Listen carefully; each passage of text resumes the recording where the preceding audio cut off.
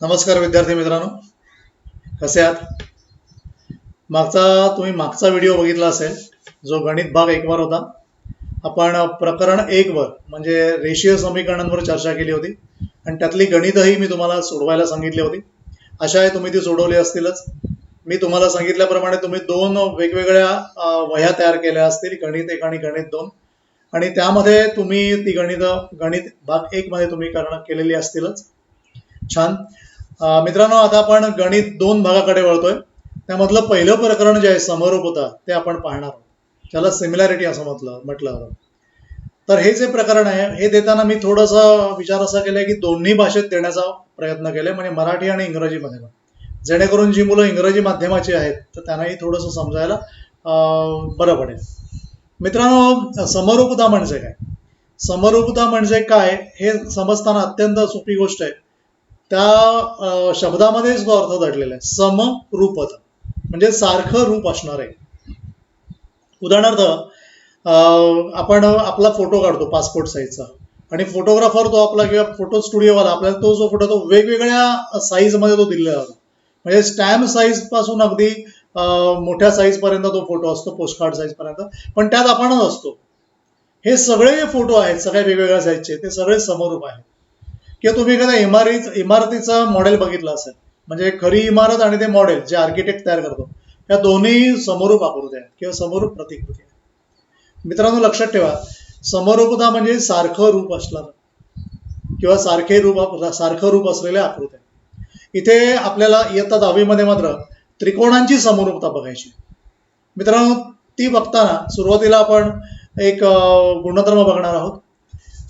दोन त्रिकोणांच्या क्षेत्रफळांचं गुणोत्तर आपण पहिले बघूया, ज्याला ratio of areas of two triangles असं म्हटलेलं आहे.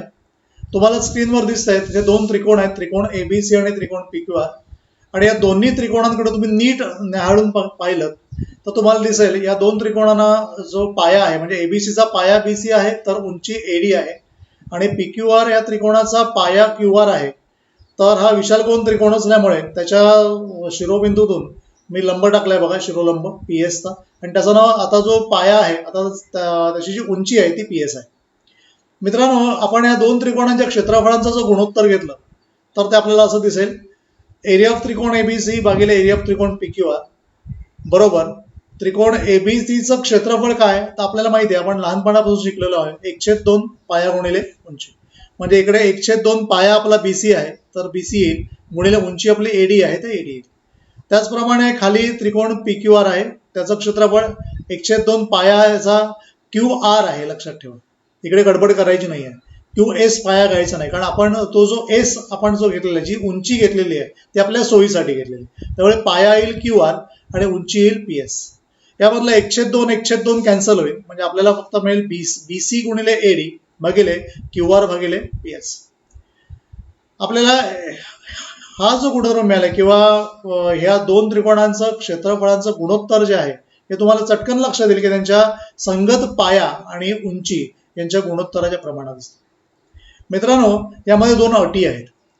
आता दोन अटी अशा आहेत, समजा पाया दोघांचे सारखे असतील, समजा दोन्ही त्रिकोणाचे पाया सारखे असतील तर त्यांच्या क्षेत्रफळांचं गुणोत्तर किती असेल तर त्यांनी म्हटलंय ते उंचांच्या प्रमाणात असेल. म्हणजे जर पाया समान असेल तर उंचांच्या प्रमाणात, आणि उंच्या समान असतील तर पायांच्या प्रमाणात. आता सर्वप्रथम आपण पहिली अट बघणार आहोत. त्या पहिल्या कंडिशन मध्ये समजा दोघांची उंची समान आहे, म्हणजे एडी आणि पीएस सारखे आहेत, तर त्यांचे जे क्षेत्रफळांचं गुणोत्तर आहे ते त्यांच्या पायांच्या प्रमाणात, म्हणजे बीसी भागिले क्यूएस. कारण उंची सारखी असेल तर उंची जी आहे तुम्हाला दिसेल की एडी आणि पीएस या दोन्ही कॅन्सल होतील सारखे असल्यामुळे, आणि त्यामुळे बीसी भागिले क्यू आर राहील. आणि मित्रांनो, समजा त्याचा पाया सारखा असेल तर पाया कॅन्सल होतील, म्हणजे बीसी आणि क्यू आर कॅन्सल होतील आणि एडी भागिले पीएस राहील. म्हणजे एरिया ऑफ त्रिकोण एबीसी भागिले एरिया ऑफ त्रिकोण पी क्यू आर बरोबर एडी भागिले पीएस असं राहील.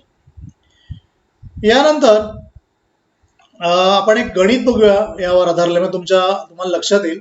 मित्रांनो, हे गणित जे आहे त्या गणितामध्ये तुम्हाला दिसेल की दोन त्रिकोण आहेत, एकाचं नाव आहे एबीसी आणि दुसऱ्याचं नाव आहे बी ए डी. या दोन्ही त्रिकोणांना तुम्ही नीट पाहिलं तर तुम्हाला लक्षात येईल, या दोन्ही त्रिकोणांचा पाया सामायिक आहे. आणि प्रत्येकाची उंची त्यांनी वेगळी दिली बघा. म्हणजे वरच्या त्रिकोणाचा जी उंची आहे ती दिलेली आहे 4 आणि खालचा त्रिकोण जो आहे तो DAB त्याची उंची दिलेली आहे 8. त्यामुळे आपण आता वरती बघितलं त्याप्रमाणे जर त्रिकोणांचा पाया सारखा असेल, इथे सामायिक आहे पाया म्हणजे सारखाच आहे, तर त्यांच्या क्षेत्रफळांचं गुणोत्तर हे त्यांच्या उंच्यांच्या प्रमाणात असेल. म्हणजे एरिया ऑफ त्रिकोण ABC भागिले एरिया ऑफ त्रिकोण ADB किती असेल, तर BC भागिले AD. आता आपला BC किती आहे तर 4 आहे आणि AD किती आहे 8 आहे. आपण भाग लावला किंवा संक्षिप्त रूप दिलं तर तुम्हाला 1/2 मिळेल आणि ते दोन्हीकडे पाया कसा आहे AB कॉमन आहे, तेच मी दिलेलं आहे. यानंतर जे फार महत्वाचं समजलं जातं ते आहे प्रमाणाचं मूलभूत प्रमेय, ज्याला बेसिक प्रपोर्शनॅलिटी थेरम असं म्हटलं जातं. मित्रांनो, त्याचं वाक्य नीट लक्षात घ्या, जे फार महत्वाचं आहे आणि SSC बोर्डाचं लाडकं असं प्रमेय आहे, बऱ्याच वेळेला आलेलं आहे SSC बोर्डामध्ये परीक्षेला. त्यांनी म्हटले त्रिकोणाच्या एका बाजूला समांतर असणारी रेषा त्याच्या उरलेल्या बाजूंना भिन्न बिंदू छेदत असेल तर ती रेषा त्या बाजूंना एकाच प्रमाणात विभागते. मराठी भाषा नीट समजून घ्या. त्रिकोणाच्या एका बाजूला समांतर असणारी रेषा. आता ही आकृती बघा, म्हणजे तुम्हाला आयडिया येईल.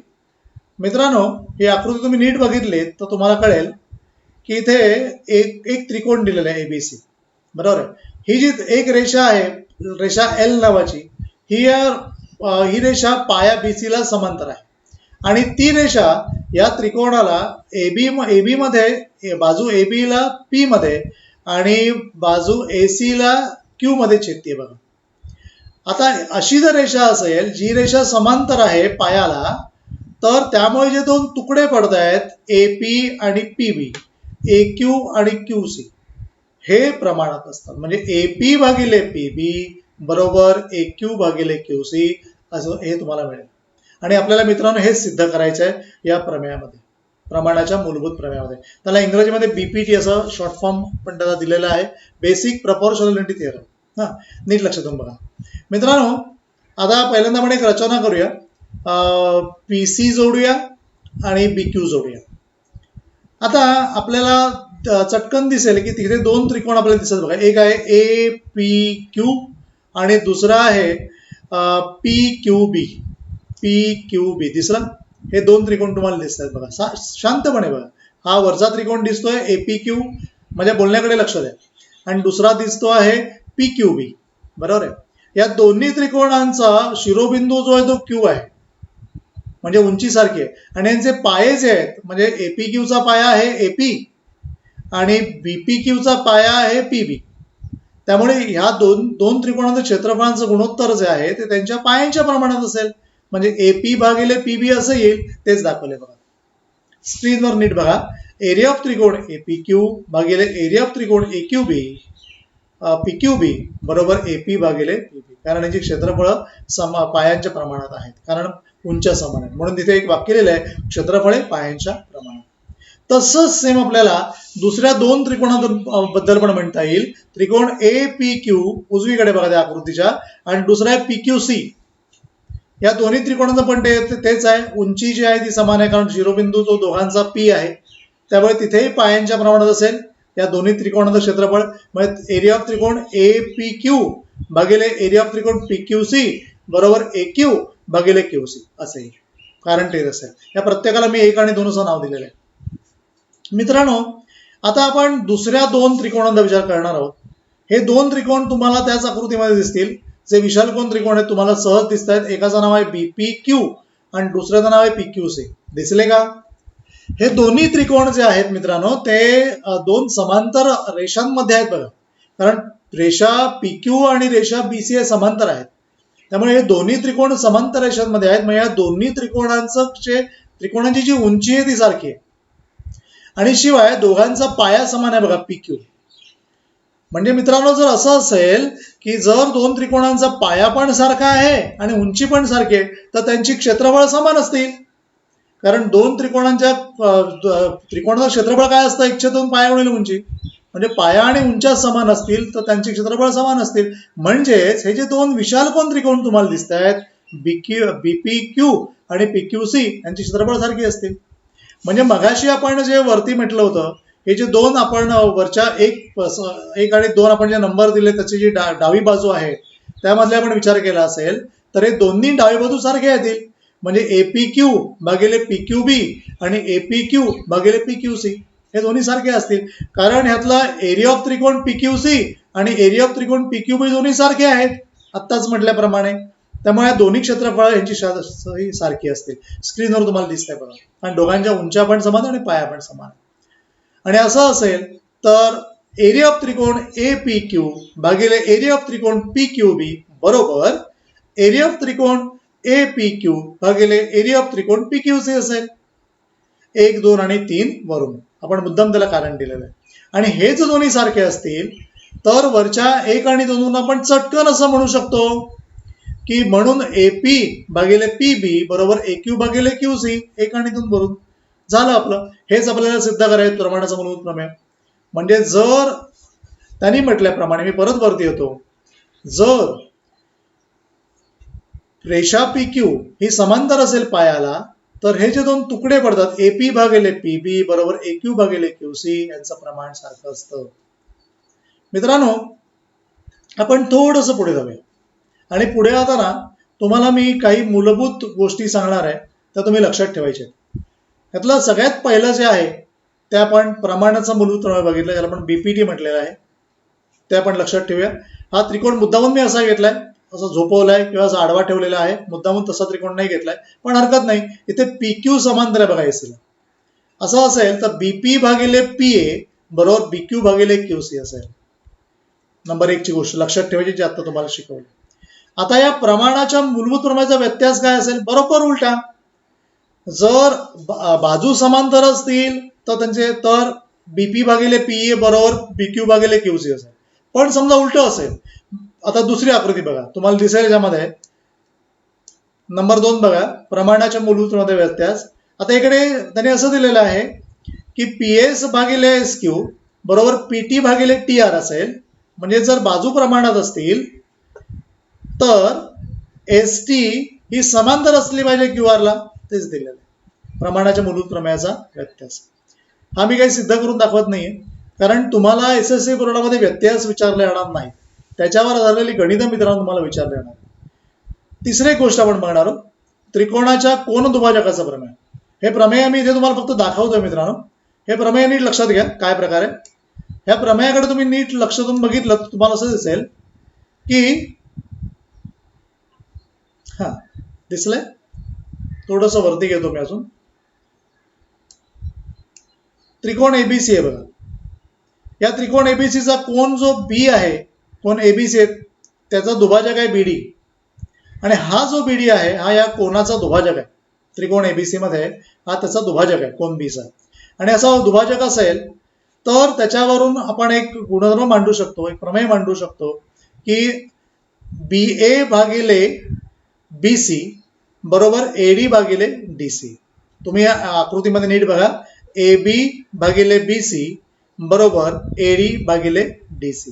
हे प्रमेय तुम्हाला बऱ्याच वेळा मित्रांनो ह्याला उपयोगी पडतं. आपण ज्याला म्हणतो की गणित करण्यासाठी उपयोगी पडतं. त्यामुळे तेवढं बघून ठेवा. या प्रमेयाचा काही तुम्हाला जनरली सिद्धता वगैरे विचारल्या जातात. त्यामुळे ही सगळी जी प्रमेय आहेत, काही ठिकाणी गुणधर्म आहेत तुम्हाला मी सांगणार आहे शिकवण्याच्या ओघामध्ये, ती तुम्हाला गणित करण्यासाठी उपयोगी पडणार. मित्रांनो अजून एक आहे बघा, इथे 3 समांतर रेषा आणि छेदिका यांचा गुणधर्म आपण बघणार आहोत. तुम्हाला दिसतील 3 रेषा आहेत बघा. एक आहे एक्स, दुसरी आहे बी वाय, उभ्या रेषा आहेत बघा, आणि तिसरी आहे सी झेड. या 3 रेषांना 2 रेषांनी दुभागलेल्या बघा, रेषा एल आणि रेषा एम ने. दिसलंय? आता ह्या ज्या रेषा आहेत ज्यांनी त्यांना दुभागलेलं आहे त्यामुळे त्या रेषांचे 2 तुकडे पडलेत बघा, A B B C, X Y आणि वाय झेड. मी साध्या भाषेत बोलतोय, मी मुद्दामून काहीतरी गणिती भाषा वापरत नाही, तुम्हाला समजणं महत्वाचं आहे मित्रांनो. आणि असं असेल तर ए बी भागिले बी सी बरोबर एक्स वाय भागिले वाय झेड असतात. म्हणजे जर रेषा ए एक्स समांतर रेषा बी वाय समांतर रेषा सी झेड असेल आणि रेषा एल आणि रेषा एम या छेदिका असतील त्यांच्या अनुक्रमे ए बी सी या बिंदूंमध्ये आणि एक्स वाय झेड या बिंदूंमध्ये त्यांना छेदत असतील तर ए बी भागिले बी सी बरोबर एक्स वाय भागिले वाय झेड असेल. मित्रांनो हे पण तुम्हाला गणितामध्ये विचारलं जाऊ शकतं, त्यामुळे ते नीट लक्षात ठेवून घ्या. आता आपण एक गणित बघणार आहोत आधारून या गुणधर्मांवर आधारलेलं. पहिलं आपण प्रमाणाचा मूलभूत प्रमेय जे आहे त्याच्यावरचं गणित बघूया. तुम्हाला आकृतीमध्ये दिसेल ए बी सी हा त्रिकोण दिलाय आणि डीई जी आहे ती त्याला समांतर आहे आणि त्यांनी वेगवेगळ्या त्याच्या लांब्या दिलेल्या आहेत. जसं डीबी दिलेला आहे त्यांनी 5.4, एडी दिलेला आहे 1.8 आणि ईसी दिलेला आहे 7.2 आणि तुम्हाला एई काढायचं आहे, वरची बाजू काढायची. आपण प्रमाणाचा मूलभूत प्रमेय मुलांना शिकलेलोच आहोत त्यामुळे त्याचा आपण डायरेक्ट वापर इकडे करणार आहोत.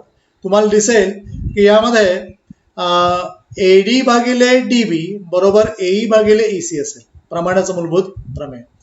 तर ते आपण लिहिलेलं आहे. त्याला कारणे दिले प्रमाणाचा मूलभूत प्रमेय बीपीटी आणि त्यामध्ये किमती भरल्या. आता हे तुम्हाला सोडवणं दशांश पूर्णांक असलेले सोडवणं आपण आरामात सोडवू शकतो आणि ते तुम्ही सोडवून तुम्हाला उत्तर त्याचं मिळालं 2.4.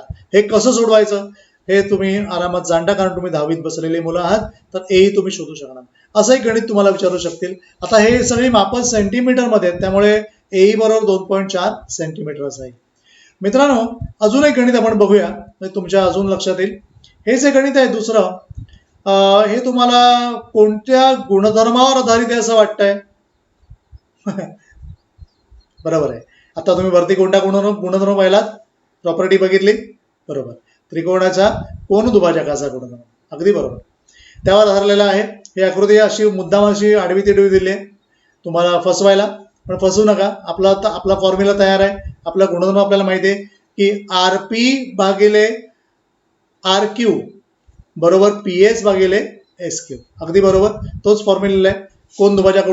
कोन दुभाजकाचा गुणधर्म त्यामध्ये किमती टाकलेल्या आहेत कारण पी आर आहे आपला 15, आर क्यू आहे 20, पी एस आहे 12, आपल्याला एस क्यू काढायचं आहे. हे देखील इकडे सोडवलंय पक्षांतर करून आणि आपल्याला एस क्यू ची लांबी मिळालेली 16. मित्र इथे त्यांनी तुम्हाला सेंटीमीटर किंवा असं काही मीटर मिलीमीटर दिलेलं नाही त्यामुळे एकक दिलेलं नसेल तर तुम्ही इकडे एकक लिहायचं नाही.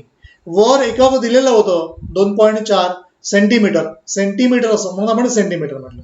इथे दिलेलं नाहीये त्यामुळे इथे तुम्ही 16 असंच लिहायचं आहे हे लक्षात ठेवा. यानंतर आपण पुढे जाऊया. एक ऍक्टिव्हिटी मुद्दामून मी घेतलेली आहे नीट लक्षात घ्या. तोच प्रकार आहे मगाशी म्हटल्याप्रमाणे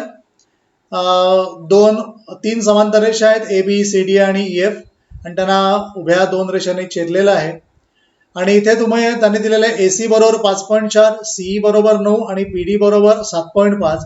तर आपल्याला डीएफ काढायचे. त्यासाठी चौकटी तुम्हाला भरायचे. 3 रेषा समांतर आहेत. रेषा ए बी समांतर रेषा सी डी समांतर रेषा ई एफ तुम्हाला स्क्रीनवर दिसत आहे आणि त्यामुळे तुमचा गुणधर्म कसा असणार आहे एसी भागिले सीई बरोबर बीडी भागिले डीएफ.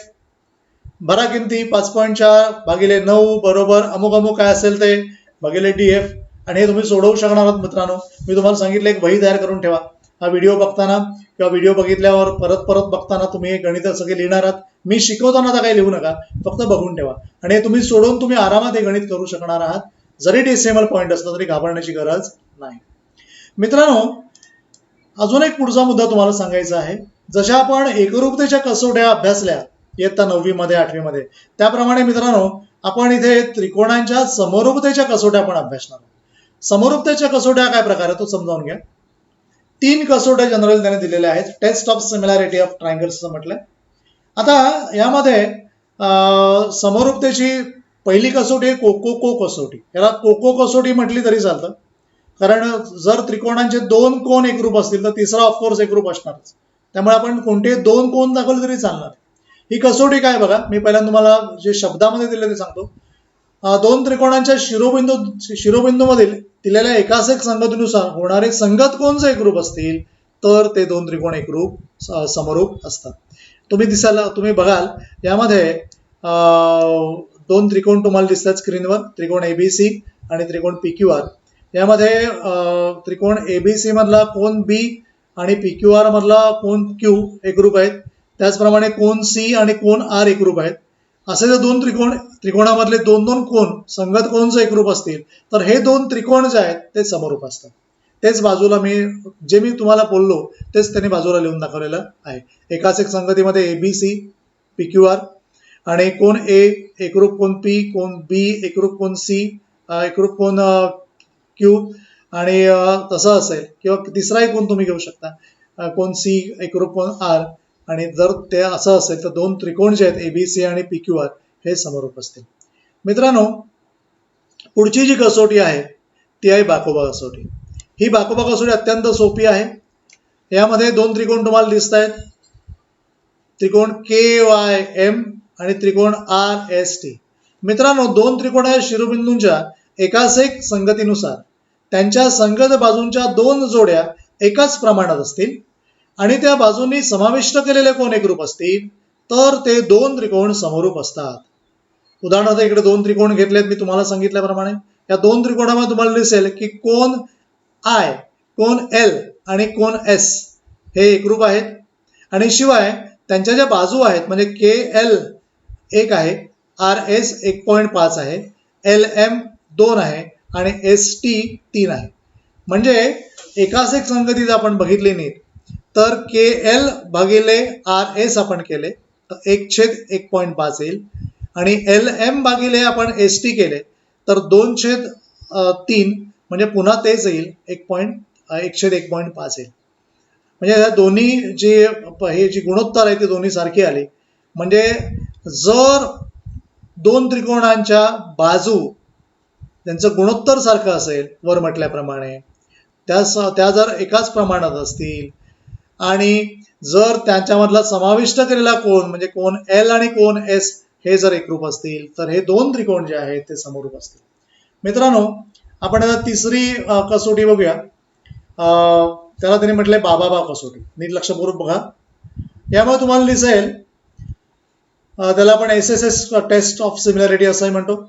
दोन त्रिकोणांच्या शिरोबिंदूमधील एकाच एक संगतीत जेव्हा एका त्रिकोणाच्या तिन्ही बाजू दुसऱ्या त्रिकोणाच्या तिन्ही बाजूंची एकाच प्रमाणात असतात तेव्हा ते दोन त्रिकोण समरूप असतात. त्याला बाबा कसोटी म्हणतात.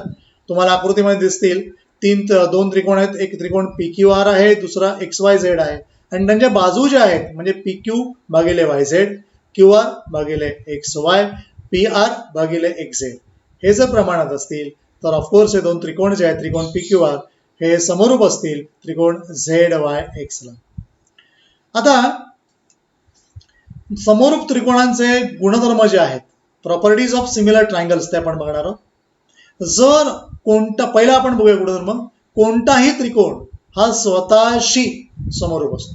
म्हणजे त्रिकोण एबीसी हा त्रिकोण एबीसीशीच समरूप आहे. त्याला परावर्तनता असं म्हणतात, ज्याला रिफ्लेक्सिव्हिटी असं इंग्रजीत म्हटलं जातं.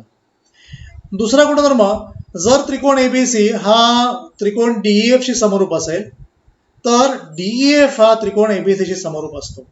म्हणजे जर एक त्रिकोण दुसऱ्याशी समरूप असेल तर तो दुसरा त्रिकोण पहिल्याशी समरूप असतो.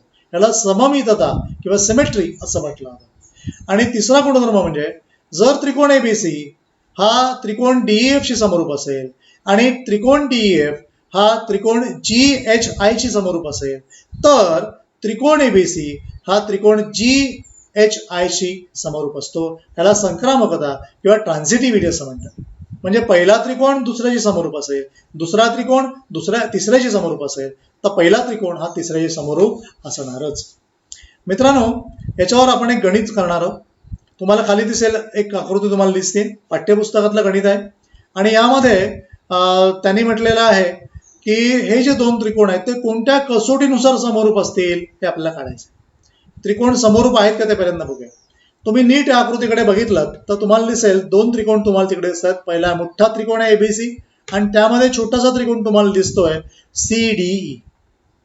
चटकन तुमच्या लक्षात येईल की अहो, मोठ्या त्रिकोणातला कोन सी आणि छोट्या त्रिकोणातला कोन सी हे सामायिक आहे. अगदी बरोबर. आणि दुसरी गोष्ट, मोठ्या त्रिकोणातला कोन बी आणि छोट्या त्रिकोणातला कोन डी प्रत्येकी 75 अंश आहेत. बरोबर आहे सर. अहो, म्हणजे हे दोन्ही त्रिकोण जे आहेत त्यामध्ये दोन दोन कोन जे आहेत ते एकरूप आहेत. बरोबर. आणि असं असेल तर कोणती कसोटी तुम्ही लावू शकणार आहात मित्रांनो? शाबास, बरोबर आहे, कोको कसोटी, जे तुम्हाला स्क्रीनवर दिसत आहे, A test of similarity of triangle. बरोबर आहे. त्यामुळे दोन त्रिकोण तुम्ही सहज समरूप दाखवू शकता. लिहिण्याची पद्धत जी आहे ती बघा, मी तिथे तुम्हाला स्क्रीनवर दाखवलेली आहे. ओके, जाऊया पुढे. ठीक आहे. यानंतर फार महत्वाचं प्रमेय आहे, समरूप त्रिकोणाच्या क्षेत्रफळांचं प्रमेय. मित्रांनो, theorem of areas of similar triangle. जर दोन त्रिकोण समरूप आहे आणि जर त्यांचं जी क्षेत्रफळ आहेत तर त्यांचं गुणोत्तर घेतलं आपण तर ते नेमकं कसं येतं ते आपल्याला बघायचं. पहिल्यांदा प्रमेयाचं वाक्य बघूया आपण, विधान जे आहे ते बघूया. जर दोन त्रिकोण समरूप असतील तर त्यांच्या क्षेत्रफळांचं गुणोत्तर हे त्यांच्या संगत भुजांच्या वर्गांच्या गुणोत्तरा एवढं असतं. नीट लक्षात घ्या. ठीक आहे, आकृती बघा, मी तुम्हाला अजून त्याची आयडिया येईल. तुम्हाला दिसते दोन आकृत्या दिसत आहेत. त्रिकोण ABC हा एक त्रिकोण आहे आणि दुसरा त्रिकोण PQS हा त्रिकोण आहे. मित्रांनो, यामध्ये एक लक्षात ठेवा ही गोष्ट, दोन्ही त्रिकोण समोर आहे, बरोबर आहे. त्याची मी उंची पण काढली बघा, एकाची AD उंची आहे, दुसऱ्याची PSC उंची आहे. आणि आपल्याला एक गोष्ट माहिती आहे की दोन्ही त्रिकोण जे ते समरूप आहे, बरोबर आहे. आणि आपल्याला म्हणून दाखवायचं आहे एरिया ऑफ त्रिकोण ABC भागिले एरिया ऑफ त्रिकोण PQR भागिले त्यांच्या संगत बाजू ज्या आहेत त्या कोणत्या कोणत्या असतील तर AB चा वर्ग भागिले PQ चा वर्ग, AC चा वर्ग भागिले PS चा वर्ग आणि BC चा वर्ग भागिले QR चा वर्ग, बरोबर आहे. आता तुम्ही म्हणजे सर हे तुम्ही कसं घेतलं, संगत बाजू कशा घेतल्यात? सोपं आहे, सांगतो तुम्हाला. नीट लक्षात घेऊन बघा. आपला क्रम कसा आहे ABC, बरोबर आहे. वरती चित्रामध्ये बघा ABC दिसला. दुसरा क्रम कसा आहे PQR दिसला क्रम, बरोबर. हा, आता ABC म्हणजे पहिला दुसरा तिसरा, पहिलं दुसरं आणि तिसरं अक्षर. इकडे पण PQR पहिलं दुसरं आणि तिसरं अक्षर. तर कसं घ्यायचं, क्रमाने घ्यायचं. पहिलं दुसरं AB PQ, त्यानंतर दुसरं तिसरं BC QR, पहिलं तिसरं म्हणजे AC, पहिलं तिसरं म्हणजे PR. ही आयडिया आहे, हे लक्षात ठेवा. मित्रांनो, आता आपण याचं जी सिद्धता ती आपण बघणार आहोत. आकृत्यांकडे नीट बघा. पहिल्यांदा मी त्रिकोण ABC, एरिया ऑफ त्रिकोण ABC भागिले एरिया ऑफ त्रिकोण PQR घेणार आहे. तुम्हाला माहिती आहे आपण अगदी पहिला गुणधर्म शिकलो त्याप्रमाणे दोन त्रिकोणांचं क्षेत्रफळ आहे, त्यांचं गुणोत्तर आपण घेतोय. म्हणजे 1/2 पाया गुणिले उंची म्हणजे वरच्या ABCचा पाया आहे BC आणि उंची आहे AD आणि त्रिकोण PQRचा पाया आहे QR आणि उंची आहे PS. तेच लिहिलं आहे बघा. आता हे दोन्ही सेपरेट केलं बघा, मी स्क्रीनवर बघा तुम्हाला दिसतंय. BC भागिले QR गुणिले AD भागिले PS सगळं सेपरेट केलं. आता त्यानंतर त्रिकोण ABD आणि त्रिकोण PQS विचार घेतले बघा. ABD दिसला तुम्हाला आणि त्रिकोण PQS दिसला. यामध्ये दोघांमध्ये कोन B आणि कोन Q सारखे आहेत, बरोबर आहे. त्यानंतर ADB हा पण 90 मापाचा आहे आणि दुसऱ्या त्रिकोणामध्ये PSQ हा पण 90 मापाचा आहे. म्हणजे हे दोन त्रिकोण कोणत्या कसोटीने समरूप होतील? तुम्ही म्हणा असं का विचारता सर, आता मला यायला लागलंय. बरोबर आहे, कोणत्या कसोटीने एकरूप होतील? कोको कसोटीने.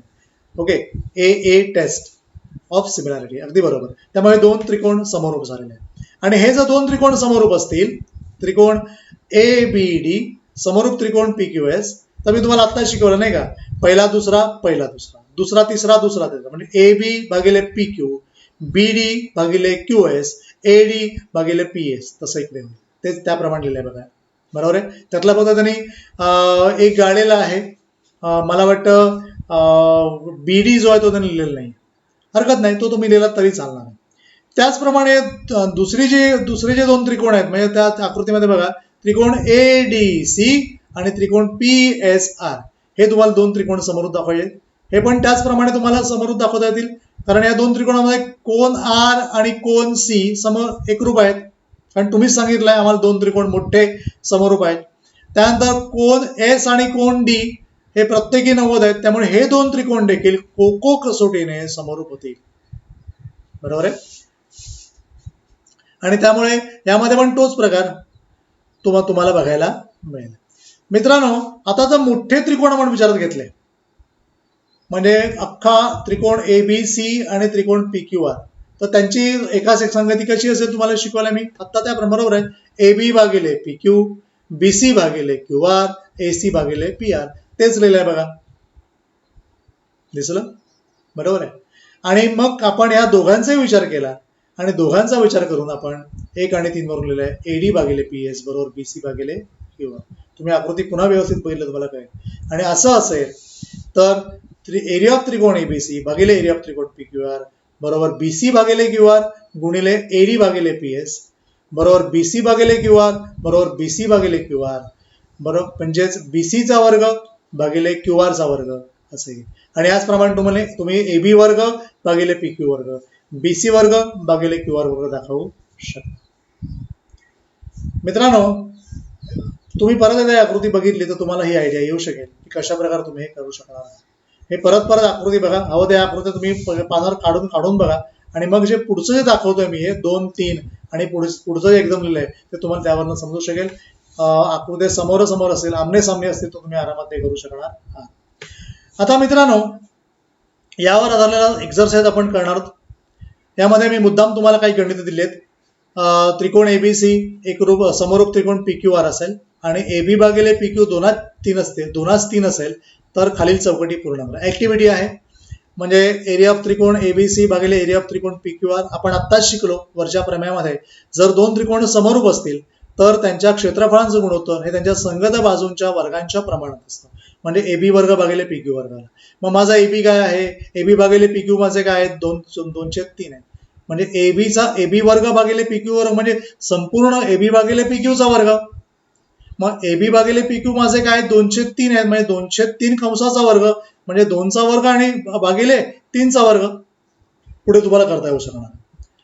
पुढे पण असं ते गणित दिलेलं बघा. 2 त्रिकोण समरूप आहेत. दुसरं गणित त्रिकोण एबीसी समरूप त्रिकोण पी क्यू आर आणि त्यांचं एकाच क्षेत्रफळ दिलं आहे. एरिया ऑफ त्रिकोण एबीसी 80 चौरस एकक आहेत आणि एरिया ऑफ त्रिकोण पी क्यू आर हे 125 चौरस एकक आहेत.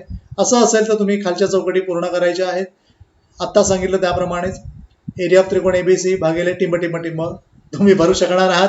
ऍक्टिव्हिटी आहे आणि मग तुम्ही त्यात किंमत भरून तुम्हाला एबी भागिले पी क्यू काढता येणार आहे.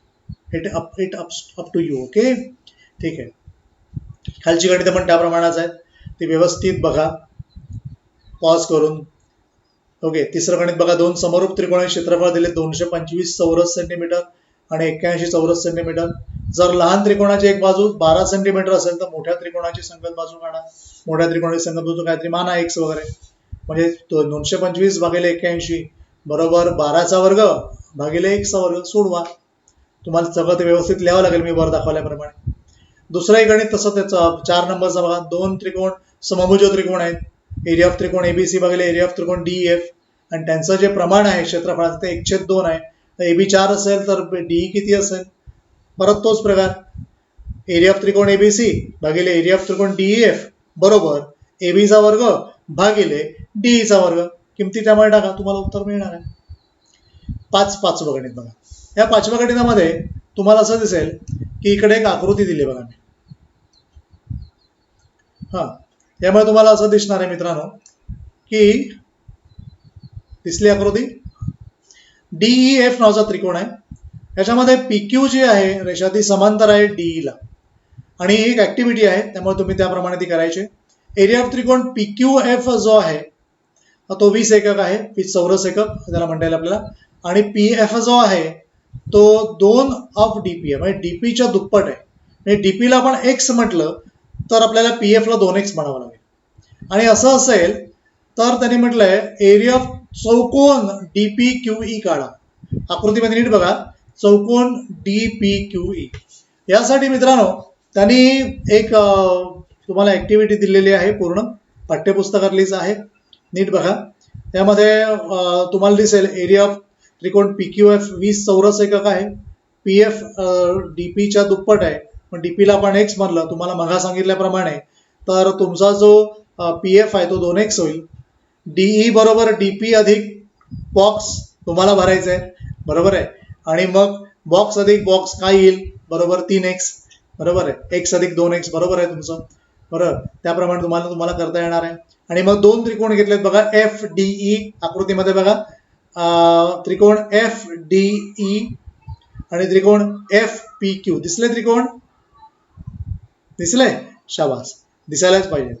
त्यानंतर खाली वेळ आपण अजून आणि तुम्हाला दिसेल की त्यानंतर तिकडे तुम्हाला रिकाम्या जागा रिकाम्या चौकटी भरायच्या आहेत ऍक्टिव्हिटी मधल्या. संगत कोण आहेत ते कोणते आहेत, आणि मग 2 त्रिकोण कोको कसोटीनुसार समरूप झालेत. बरोबर आहे. आणि तिथे तुम्हाला मग तो आपला गुणधर्म वापरायचा आहे. बरोबर आहे. कसला गुणधर्म? बरोबर आहे. समरूप त्रिकोणांच्या क्षेत्रफळांचा गुणधर्म तुम्हाला इकडे वापरायचा. इकडे तुम्हाला ते वाक्य लिहावं लागेल मित्रांनो. म्हणजे एरिया ऑफ त्रिकोण FDE भागिले एरिया ऑफ त्रिकोण FPQ बरोबर अमुक अमुक भागिले अमुक अमुक जे काय असेल त्याप्रमाणे, आणि मग तुम्हाला सोडवायचं आहे. मग तुम्हाला एरिया जो आहे एरिया ऑफ त्रिकोण FDA बरोबर 9/4 गुणिले एरिया ऑफ त्रिकोण FPQ, मग तुम्हाला सोडवून तुम्हाला काहीतरी क्षेत्रफळ मिळणार आहे. आणि मग तुम्हाला जे क्षेत्रफळ काढायचं आहे चौकोन DPQE ते असणार आहे एरिया ऑफ अख्खा एरिया ऑफ त्रिकोण FDE दिसला वजा एरिया ऑफ त्रिकोण FPQ. मग वजाबाकी करून तुम्हाला ते गणित सोडवायचं आहे.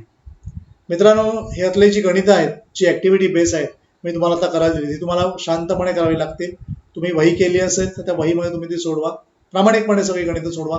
मी जी गणितं तुम्हाला देतोय ती कालच मी जेव्हा हा व्हिडिओ टाकला तेव्हा मला अनेक फोन आले बऱ्याच शिक्षकांचे, मुलांचे, आणि त्यांनी मला सांगितलं की हे तुम्ही जनरल तुमचा याच्या मागचा हेतू कोणता आहे. कालच मी हेतू सांगितला होता, तरी परत सांगतो. प्रत्येक टाईपचं गणित मी माझ्या व्हिडिओतून घेतोय. ओके. आणि हे जे गणित आहे ते प्रत्येक टाईपचं गणित तुम्हाला समजलं पाहिजे, तुमच्या हाताखालून गेलं पाहिजे. म्हणजे गणित 1 मधली 100-125 गणितं, गणित 2 मधली 100-125 गणितं, अशी 200-250 गणितं आपण जर केली तर नक्कीच आपल्याला 80 पैकी 70च्या वरती मार्क मिळू शकतील.